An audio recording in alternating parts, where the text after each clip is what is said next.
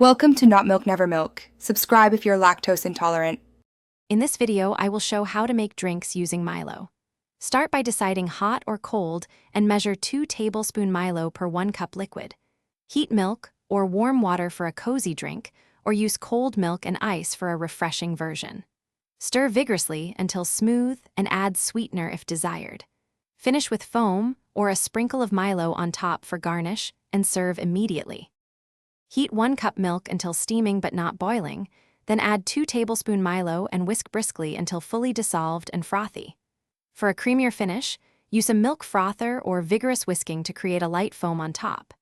Taste and sweeten with 1 tsp sugar, 1 tablespoon condensed milk, or honey to your liking.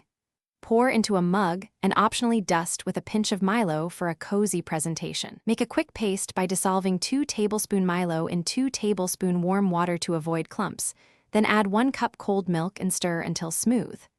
Add ice cubes for a simple iced Milo, or blend with ice for a slushy treat. Adjust Milo amount for stronger flavor and add sweetener if you like it sweeter. Pour into a tall glass, garnish with a Milo sprinkle, and enjoy a refreshing chilled drink.